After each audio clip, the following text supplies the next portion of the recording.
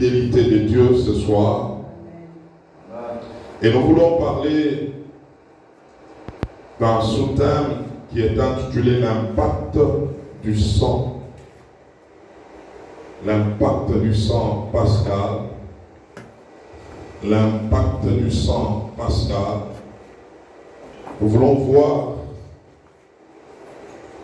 cette dimension du sang. Sans plus tarder, nous prenons Exode chapitre 12, le verset 7 et puis le verset 13. Et nous allons sauter encore pour prendre le verset 23 au verset 24. Exode 19, le verset 7, nous lisons. Exode 12, le verset 7, nous lisons. On prendra de son sang et on en mettra sur les deux poteaux et sur les linteaux de la porte des maisons où on le mangera. Verset 13. Le sang vous servira de signe sur les maisons où vous serez. Je verrai le sang et je passerai par-dessus vous. Et il n'y aura point de plaie qui vous détruise quand je frapperai le pays d'Égypte. 23-24. Quand l'Éternel passera pour frapper l'Égypte et verra le sang sur les linteaux et sur les deux poteaux, l'Éternel passera par-dessus la porte et il ne permettra pas aux destructeurs d'entrer dans vos maisons pour frapper.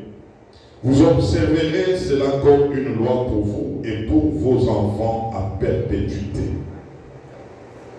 Et nous prenons 1 Pierre chapitre 1 verset 18 à 19.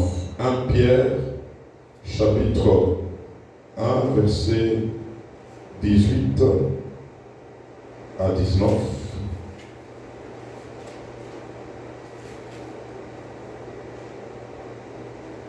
Sachant que ce n'est pas par des choses périssables, par de l'argent ou de l'or, que vous avez été rachetés de la vaine manière de vivre que vous aviez hérité de vos pères, mais par le sang précieux de Christ, comme d'un agneau sans défaut et sans tache. Et enfin, nous prenons Apocalypse 12, du verset 7 au verset 12. Apocalypse 12, du verset 7 au verset 12. Et il y eut guerre dans le ciel, Michel et ses anges combattirent contre le dragon, et les dragons et ses anges combattirent, mais ils ne furent pas le plus fort, et leur place ne fut plus trouvée dans le ciel. Et il fut précipité, le grand dragon, les serpents anciens, appelé le diable et Satan, celui qui séduit toute la terre. Il fut précipité sur la terre, et ses anges furent précipités avec lui. Et j'entendis dans le ciel une voix forte qui disait: maintenant le salut est arrivé, et la puissance et le règne de notre Dieu, et l'autorité de son Christ, car il a été précipité, l'accusateur de nos frères, celui qui les accusait devant Dieu jour et nuit. Ils l'ont vaincu à cause du sang de l'agneau et à cause de la parole de leur témoignage. Ils n'ont pas aimé leur vie jusqu'à craindre la mort. C'est pourquoi réjouissez-vous, cieux, et vous qui habitez dans les cieux. Malheur à la terre et à la mer, car le diable est descendu vers vous, animé d'une grande colère, sachant qu'il a peu de temps. Amen. Et pour ceux qui écrivent, écrivez Jean 12, verset 31 et Jean 14, verset 30.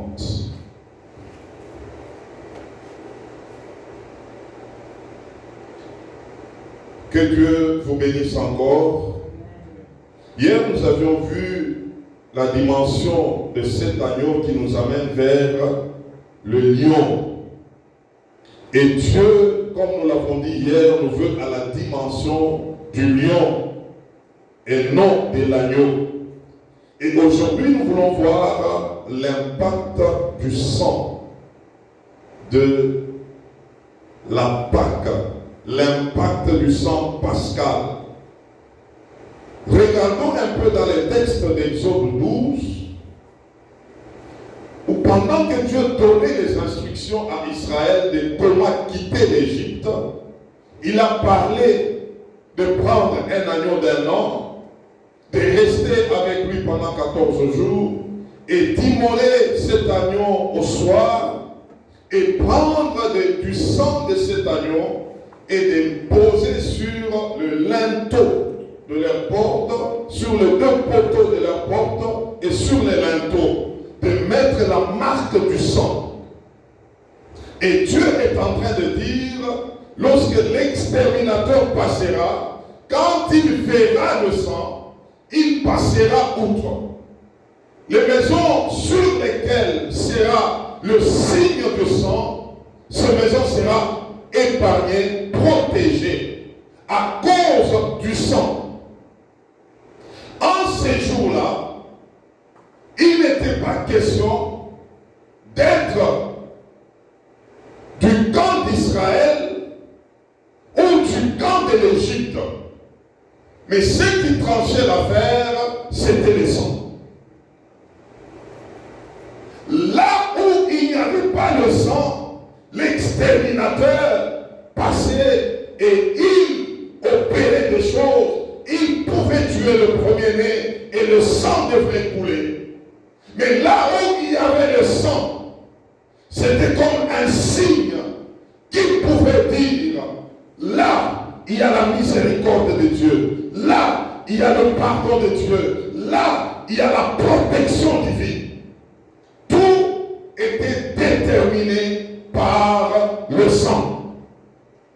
Et c'est comme ça que Israël devrait se positionner par rapport au sang. Je me rappelle, lorsque Dieu voulait détruire Jéricho, il avait envoyé 2 espions.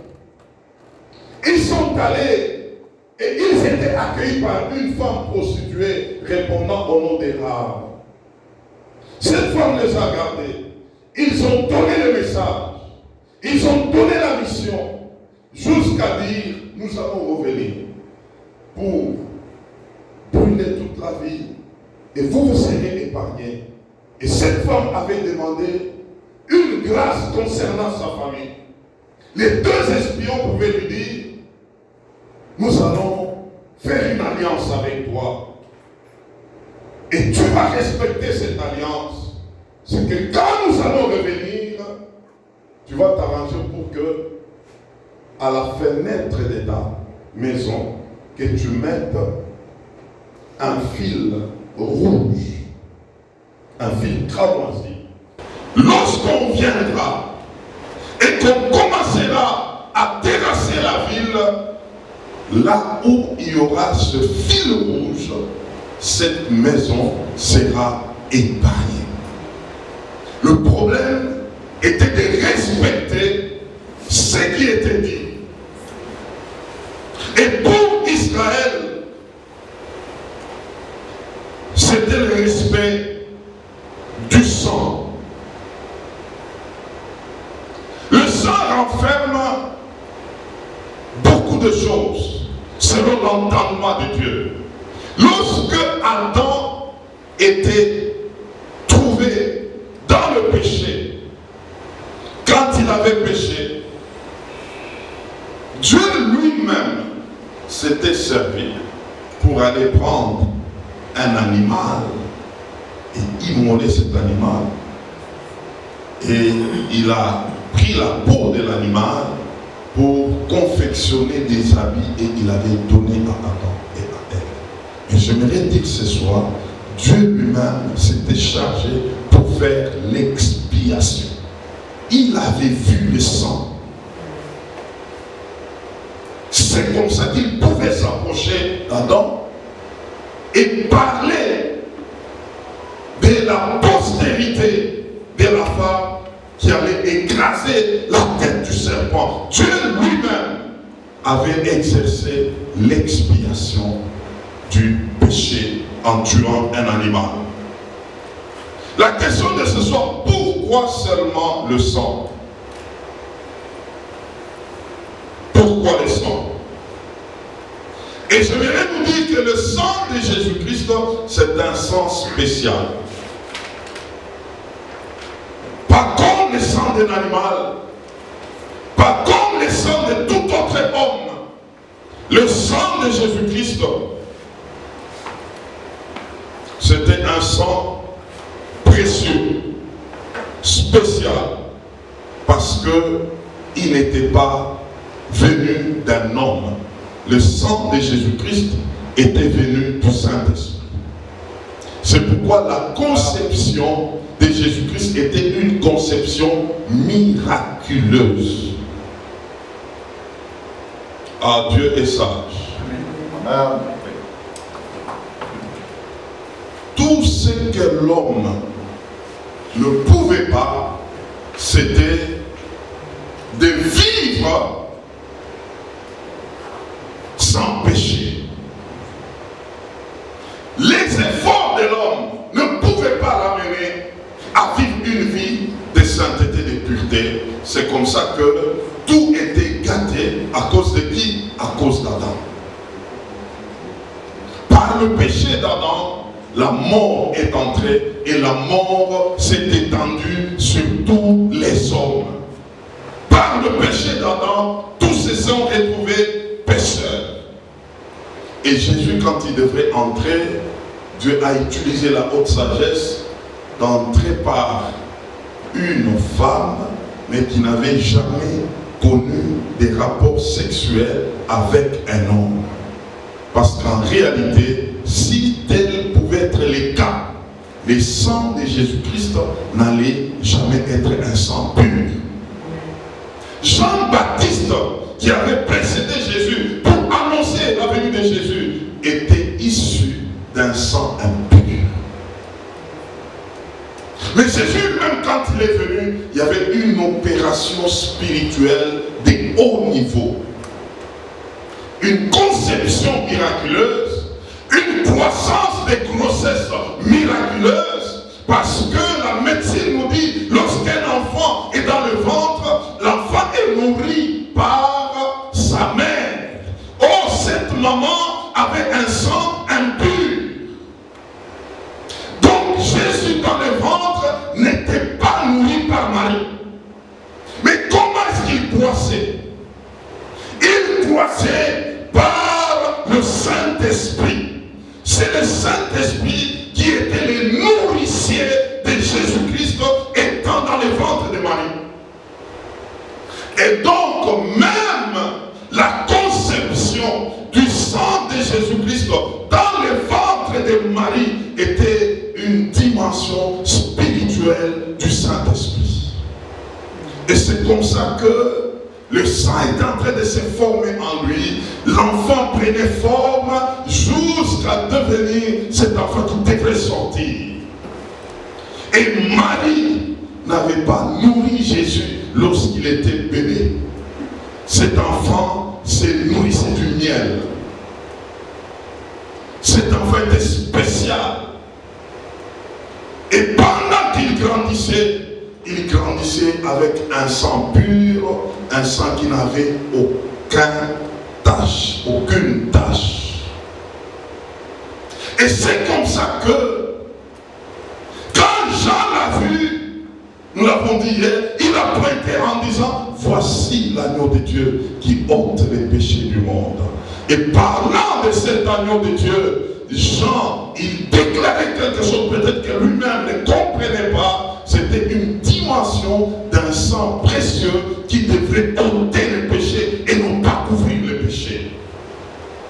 Pour Israël, le sang qui devrait servir de signe n'était pas un sang pur, c'était un sang impur. Mais quand l'exterminateur voyait ce sang-là, l'exterminateur était incapable de frapper. À combien plus forte raison si quelqu'un est identifié par le sang de Jésus-Christ? Ce soir, je vous ai dit, nous allons prier. j'aimerais juste donner 4 points qui renferment le sang de Jésus-Christ.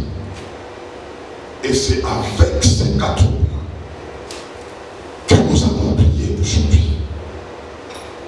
Premièrement, ce sang renfermait le pardon du péché. Par ce sang, l'homme a trouvé le pardon devant Dieu. Hébreux chapitre 9, verset 22. Sans effusion du sang, il n'y a pas de pardon du péché. Hébreux chapitre 9, verset 22. Jésus-Christ, ou même là nous parlons de Jésus, parce que son sang était un sang de pureté, ce sang était puissant, ce sang était fort pour obtenir le pardon auprès de Dieu. Jésus, avec son sang, il n'est pas allé chez le diable pour demander pardon, non. Il est allé vers Dieu pour implorer le pardon de Dieu afin que l'homme soit réconcilié avec son Dieu. C'est un sang qui a communiqué à l'homme le pardon de Dieu. Dieu envoya le sang, Dieu pouvait pardonner l'homme. Dieu envoya le sang, Dieu pouvait arrêter sa colère. Le sang de Jésus-Christ a fait que Dieu puisse lâcher prise vis-à-vis de l'homme en disant: je t'accepte encore malgré le péché, mais quand je vois le sang, je suis incapable de dire encore que tu es un coupable. Quand je vois le sang, je vois que tu es réhabilité. Le sang de l'animal couvrait le péché et Dieu pouvait avancer avec cet homme, mais le sang de Jésus-Christ ôtait le péché. Ce sang de Jésus-Christ est capable d'amener Dieu à oublier tout le péché de l'homme. Deuxièmement, le sang de Jésus avait le pouvoir de racheter une vie, le pouvoir du rachat. Et la dimension ici du rachat, c'est une dimension telle que quelqu'un, par ce péché, par sa manière de vivre, il était devenu une proie facile de l'ennemi. Non pas seulement il était une proie facile, et l'ennemi s'est joué de sa vie, l'ennemi s'est servi de cette vie, l'ennemi a fait tout ce qu'il pouvait faire, mais parce que Jésus-Christ a obtenu le pardon de Dieu, il va maintenant vers l'ennemi pour lui dire: remets-moi cette vie. Cette vie m'appartient. Malgré l'état dans lequel l'ennemi a bougé cette vie, Jésus dit: remets-moi ça. Malgré que cette vie n'a plus de valeur, Jésus dit: remets-moi ça. Je sais comment je vais faire. Je sais comment je vais ramener cette vie à l'état initial. Le sang de Jésus-Christ est capable d'aller chercher une vie détruite totalement et la ramener à l'état initial. Parce que le pardon de Dieu est déjà acté, c'est que ce sang est capable de dire maintenant: parce que Dieu a pardonné, maintenant je répare. Maintenant j'arrange. Maintenant je remets.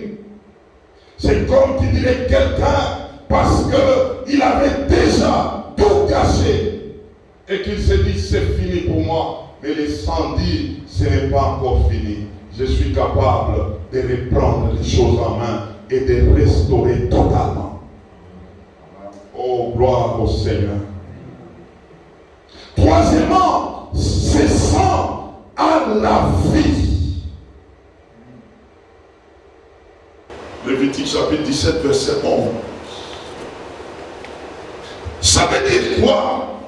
Ce qui était perdu, ce qui était gâté, lorsque le sang reprend, le sang introduit là-dedans la vie. Le sang introduit là-dedans le germe de la vie. Il introduit la sève qui commence à repousser des choses qui pouvaient même se détruire. C'est pourquoi dans cette dimension, il y a même la dimension de la santé divine. Dans le sang de Jésus-Christ, il y a la dimension de remettre les membres du corps à leur état initial. Dans ce sang, il y a la dimension de rajeunir un corps. Dans ce sang, il y a la dimension de remettre les choses à la dimension initiale où elles redeviennent tout neuves.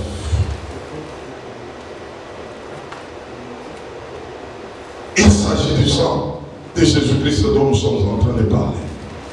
Par ce sang, il y a eu le pardon du péché. Par ce sang, il y a eu le rachat. Il est allé chercher le corps qui a été détruit, la vie qui a été détruite. Il est allé chercher par ce sang. Et par ce sang, il communique maintenant à l'homme la vie, la santé, la réhabilitation. Et quatrièmement, enfin, pour cette soirée, le sang a le pouvoir d'identification.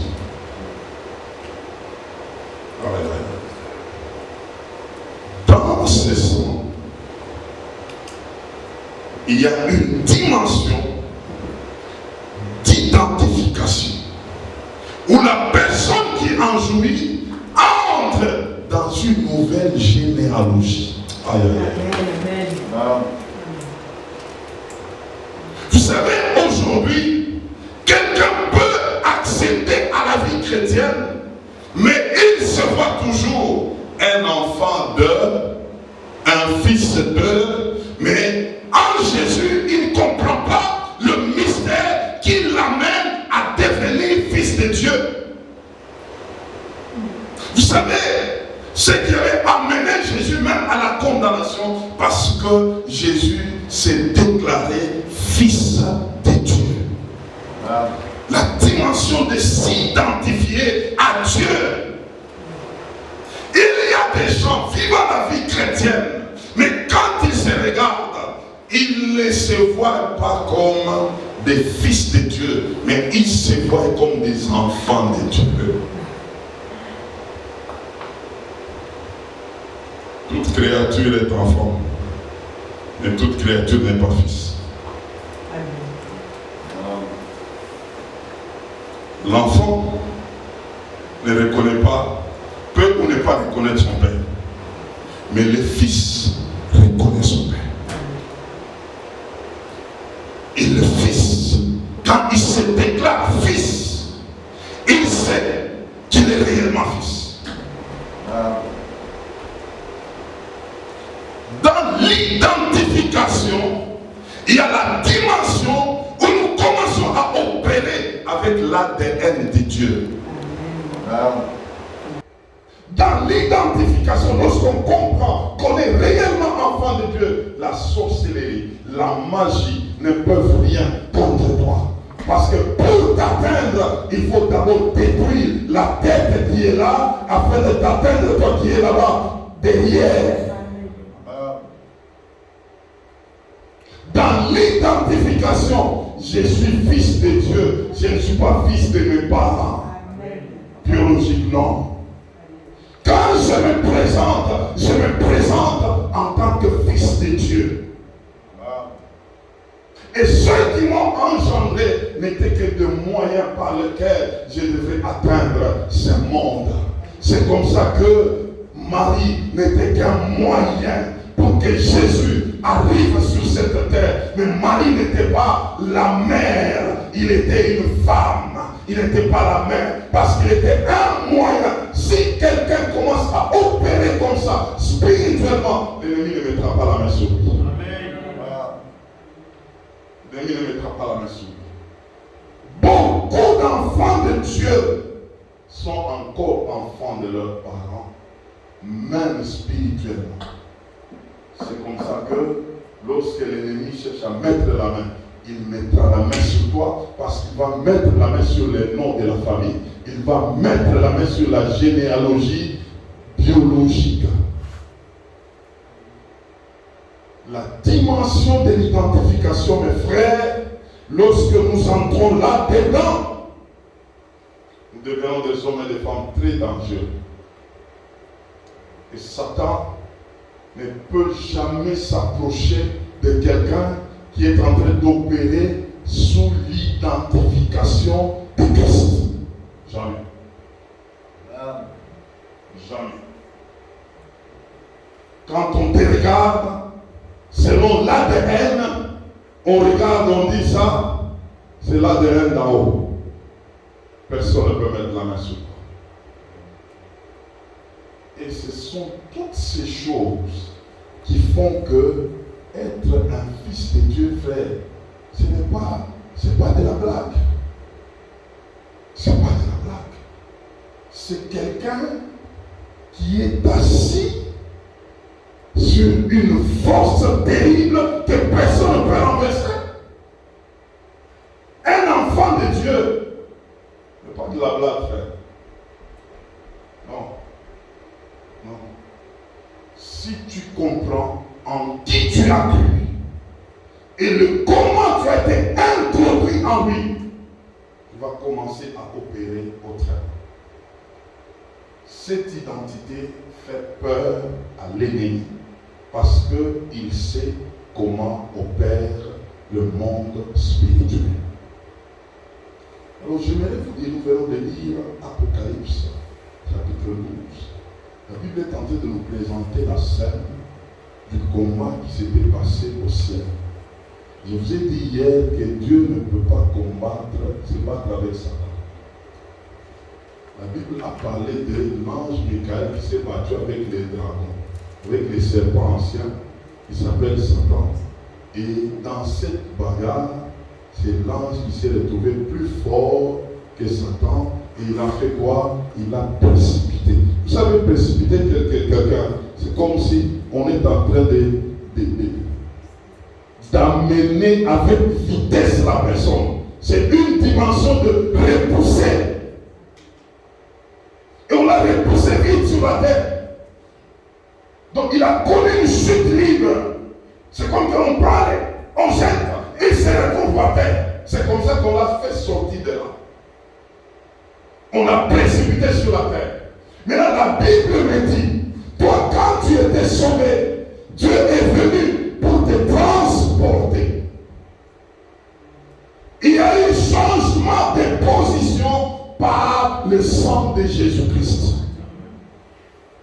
L'un a été précipité et l'autre a été transporté. Maintenant, on te dit, fais la bagarre avec celui qu'on a précipité sur la terre. D'ailleurs, quand on regarde la position de celui qu'on a transporté par rapport à celui qu'on a précipité, celui qu'on a transporté se trouve en haut. Je vais te dire ce soir que la position d'un enfant de Dieu, c'est une position d'en haut.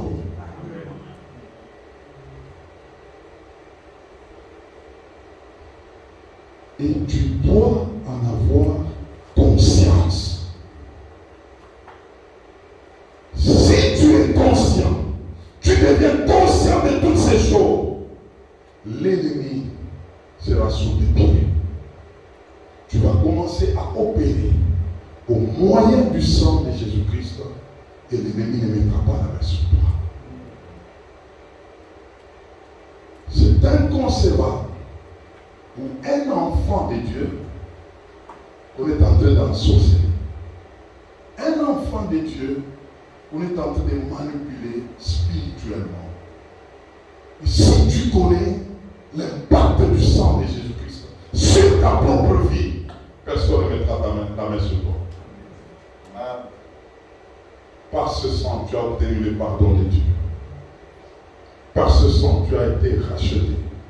Même les dommages qui se sont faits sur toi par rapport à l'ennemi, le pouvoir du rachat fait de toi celui qui a tout récupéré.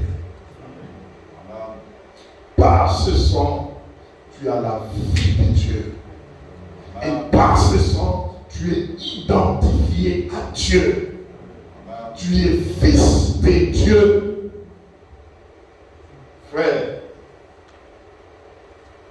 de telles choses, si nous les avons dans notre esprit, nous allons opérer autrement.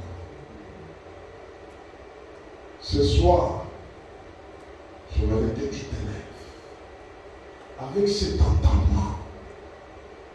Tu as déjà obtenu le pardon de Dieu. Comment est-ce que des choses peuvent encore te réclamer? Tu as été racheté. Comment est-ce que les anciennes choses peuvent encore continuer à dominer, à te résister? Tu as la vie de Dieu. Comment est-ce que certaines situations qui ont comme objectif de détruire ta vie sont en train de rôder toujours autour de toi? Tu es identifié à Dieu. Comment est-ce qu'il y a encore des réclamations du sang? Il y a des gens qui se réclament jusqu'à aujourd'hui sur toi. C'est mon sang, c'est mon sang. Je suis en train de déclarer ce soir que tous les liens du sang biologique sont coupés ce soir au nom de Jésus-Christ. On te verra d'abord par le sang de l'agneau. On te verra d'abord par le sang de Jésus-Christ. Ils te regarderont. Ils diront que vous voyez celui-là, c'est notre frère, c'est mon frère. Mais quand ils diront cela, d'autres lui diront, non, est-ce que ce que tu dis là, tu dis vrai? Parce que quand je le regarde, il a une autre identité. Quand je le regarde, il a une autre manière qu'il est en train d'opérer. Quand je le regarde, il a une autre façon de faire les choses. Il a un autre style de vie. Qu'il en soit ainsi pour toi ce soir. J'aimerais te dire, la fierté d'un enfant de Dieu, c'est lorsqu'il commence à opérer sous la généalogie divine. Autrefois, c'était une fierté lorsque quelqu'un pouvait lui dire, il est le fils d'eux, il est de telle famille. Ça faisait la fierté. Les gens pouvaient se présenter ainsi. Moi, tu connais ma famille, je suis de la famille de telle. Mais j'aimerais te dire aujourd'hui, la fierté d'un enfant de Dieu, c'est de s'identifier par rapport à son Dieu. Amen. Par rapport au sang de Jésus-Christ. Quand on te regarde, on voit un sang qui t'a racheté, un sang qui t'a donné la vie, un sang qui a fait de toi enfant de Dieu. On regarde ta généalogie. On regarde ta source. Dans l'identification, lorsqu'on comprend qu'on est réellement enfant de Dieu, la sorcellerie, la magie ne peuvent rien contre toi. Parce que pour t'atteindre, il faut d'abord détruire la tête qui est là, afin de t'atteindre toi qui es là-bas, derrière. Amen. Dans l'identification, je suis fils de Dieu, je ne suis pas fils de mes parents. Amen. Biologique, non. Quand je me présente en tant que fils de Dieu. Et ceux qui m'ont engendré n'étaient que de moyens par lesquels je devrais atteindre ce monde. C'est comme ça que Marie n'était qu'un moyen pour que Jésus arrive sur cette terre. Mais Marie n'était pas la mère, il était une femme. Il n'était pas la mère parce qu'il était un moyen. Si quelqu'un commence à opérer comme ça, spirituellement, l'ennemi ne mettra pas la main sur lui. L'ennemi ne mettra pas la main sur lui.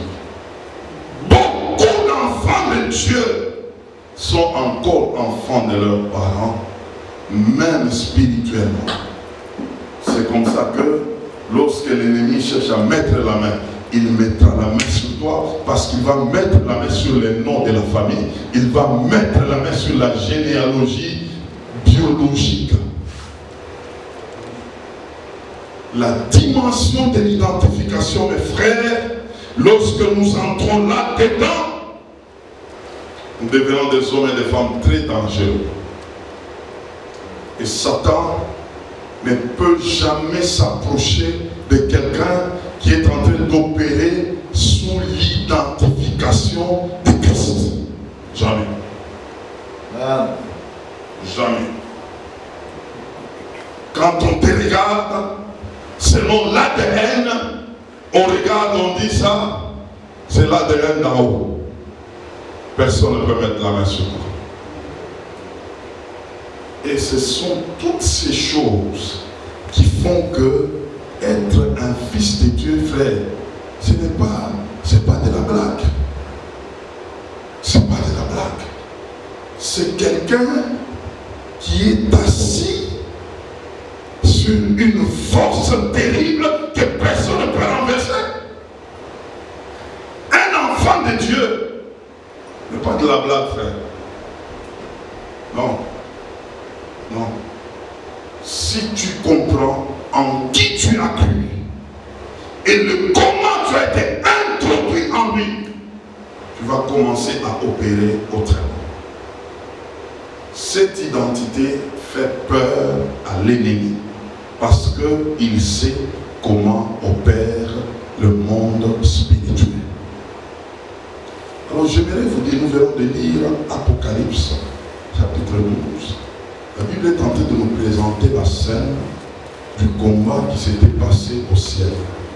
Je vous ai dit hier que Dieu ne peut pas se battre avec Satan.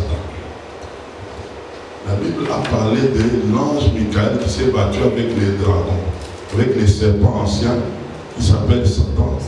Et dans cette bagarre, c'est l'ange qui s'est retrouvé plus fort que Satan. Et il a fait quoi? Il a précipité. Vous savez, précipiter quelqu'un, c'est comme si on est en train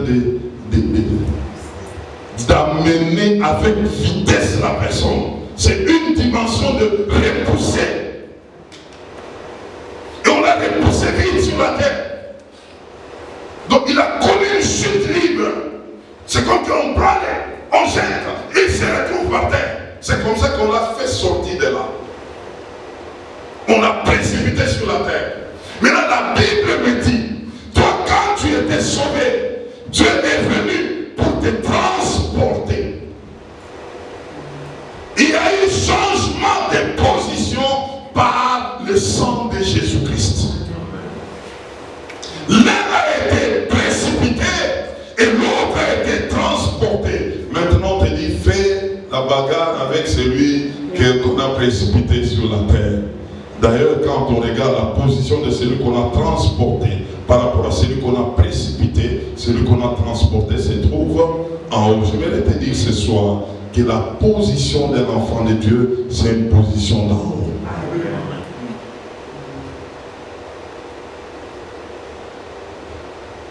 Et tu dois en avoir conscience.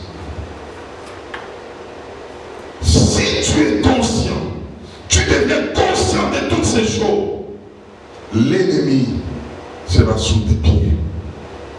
Tu vas commencer à opérer au moyen du sang de Jésus-Christ et l'ennemi ne mettra pas la main sur toi. C'est inconcevable où un enfant de Dieu qu'on est en train d'ensaucer, un enfant de Dieu on est en train de manipuler spirituellement.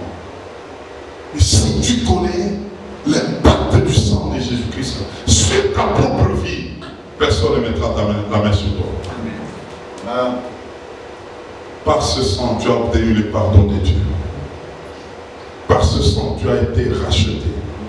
Même les dommages qui se sont faits sur toi par rapport à l'ennemi, le pouvoir du rachat fait de toi celui qui a tout récupéré. Amen. Par ce sang, tu as la vie de Dieu. Amen. Et par ce sang, tu es identifié à Dieu. Amen. Tu es fils de Dieu. Frère, de telles choses avons dans notre esprit, nous allons opérer autrement. Ce soir, j'aimerais que tu t'élèves avec cet entendement. Tu as déjà obtenu le pardon de Dieu? Comment est-ce que des choses peuvent encore te réclamer? Tu as été racheté. Comment est-ce que les anciennes choses peuvent encore continuer à dominer, à te résister? Tu as la vie de Dieu. Comment est-ce que certaines situations qui ont comme objectif de détruire ta vie sont en train de rôder toujours autour de toi? Tu es identifié à Dieu. Comment est-ce qu'il y a encore des réclamations du sang? Il y a des gens qui se réclament jusqu'aujourd'hui sur toi. C'est mon sang, c'est mon sang. Je suis en train de déclarer ce soir que tous les liens du sang biologique sont coupés ce soir au nom de Jésus-Christ. On te verra d'abord par le sang de l'agneau. On te verra d'abord par le sang de Jésus-Christ. Ils te regarderont. Ils diront que vous voyez celui-là, c'est notre frère, c'est mon frère. Mais quand ils diront cela, d'autres lui diront, non, est-ce que ce que tu dis là, tu dis vrai? Parce que quand je le regarde, il a une autre identité. Quand je le regarde, il a une autre manière qu'il est en train d'opérer. Quand je le regarde, il a une autre façon de faire les choses. Il a un autre style de vie. Qu'il en soit ainsi pour toi ce soir. J'aimerais te dire, la fierté d'un enfant de Dieu, c'est lorsqu'il commence à opérer sur la généalogie divine. Autrefois, c'était une fierté lorsque quelqu'un pouvait lui dire, il est le fils de, il est de telle famille, il est de telle... Ça faisait la fierté. Les gens pouvaient se présenter ainsi. Moi, tu connais ma famille, je suis de la famille de telle. Mais j'aimerais te dire aujourd'hui, la fierté d'un enfant de Dieu, c'est de s'identifier par rapport à son Dieu, par rapport au sang de Jésus-Christ. Quand on te regarde, on voit un sang qui t'a racheté, un sang qui t'a donné la vie, un sang qui a fait de toi enfant de Dieu. C'est de ce sang-là que nous sommes en train de parler. Le sang de Jésus-Christ qui t'a restauré totalement. Le sang de Jésus-Christ qui a refait les choses que l'ennemi avait déjà détruites. Ce sang est capable. Et je vois ce soir une opération spirituelle en train de s'opérer, de se manifester au-dedans de toi par le sang de Jésus-Christ. Mon frère, nous allons nous lever. Nous allons prier avec ces 4 choses. Le pardon, le rachat, la vie et l'identité.